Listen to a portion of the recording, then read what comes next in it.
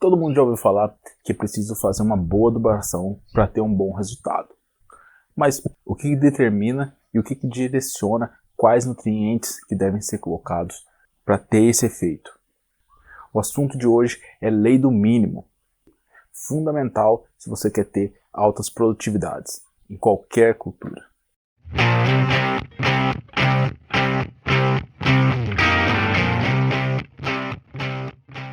Fala galera do Agro, sou o Davidson, engenheiro agrônomo, e esse aqui é o canal Valor Agro.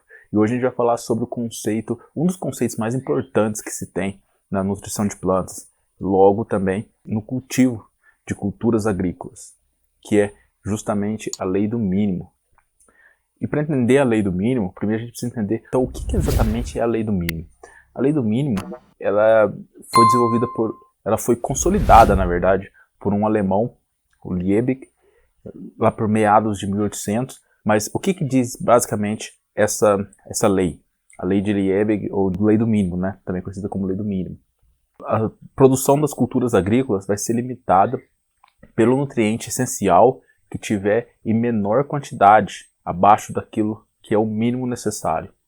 Ou seja, o nutriente essencial que está abaixo do mínimo necessário é o nutriente que vai mais limitar a produção.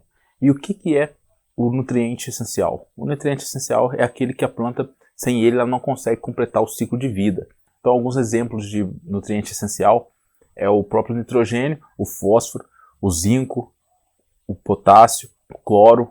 Todos esses são exemplos de nutrientes essenciais para a planta. Existem outros nutrientes que são nutrientes benéficos, né? Mas não são essenciais. Por exemplo, o cobalto para a soja não necessariamente é essencial, por exemplo, para o café. Para a soja ele é como se fosse um essencial, mas por conta das interações que a soja tem, por exemplo, com os micro-organismos de solo, para fixação de nitrogênio e tudo mais.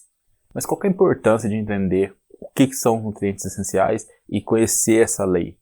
É basicamente que se usa muito o NPK na agricultura. E quando você entende o que é essa lei, a lei do mínimo, e você entende que existe vários nutrientes essenciais, não tem como. No NPK é impossível você conseguir fornecer tudo que a planta precisa apenas usando uma formulação de NPK todos os anos. Não tem como isso acontecer. E esse é um grande erro que acontece em muitos locais, mesmo com análise de solo. Muitas vezes os micros são negligenciados. Porém, muitas vezes nem análise de solo é feita e sempre coloca um NPK. E o NPK não é suficiente para suprir todos os nutrientes da planta. Tudo aquilo que ela necessita. É claro que eu falando assim parece óbvio. E muita gente pode estar pensando, mas eu ligo para isso, eu já sei disso. Eu faço foliar, coloco os micros ou então faço um micro no solo. Mas não é bem por aí. Parece óbvio, mas não é.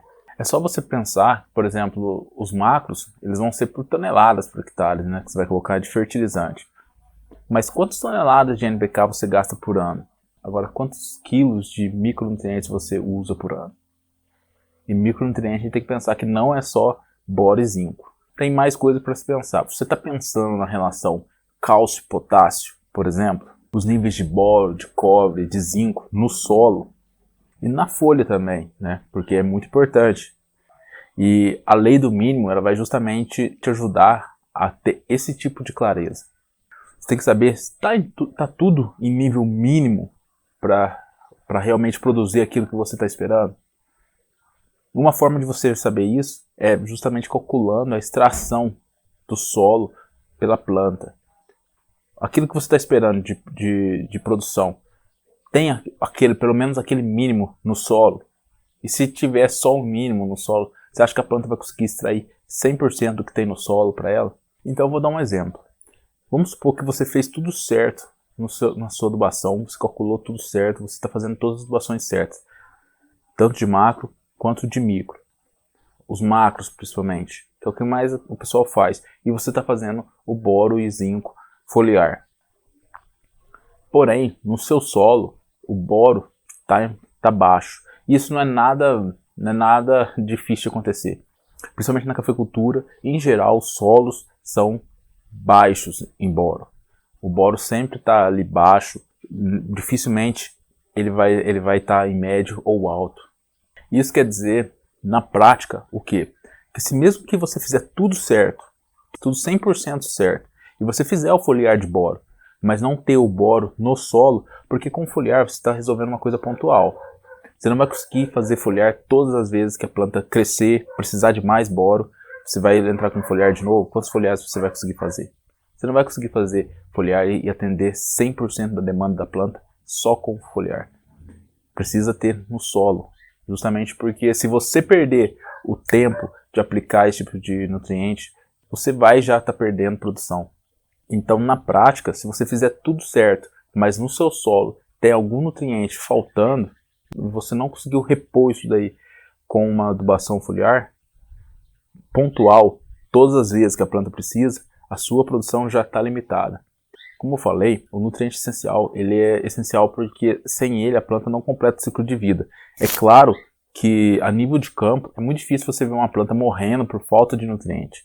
Porém, você consegue sim ver a planta quebrando safra. Você consegue ver muita quebra de safra por conta de falta de nutrientes.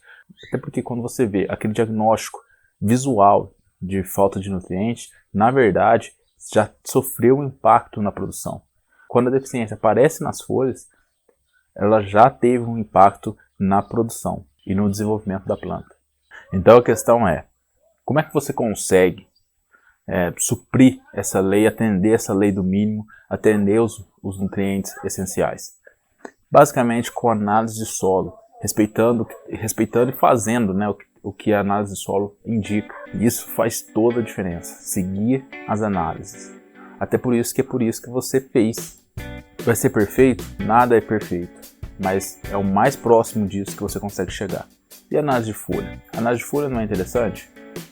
A análise de folha é sim muito interessante e ela é uma ferramenta que vai ajudar você, inclusive, a calibrar a sua análise de solo.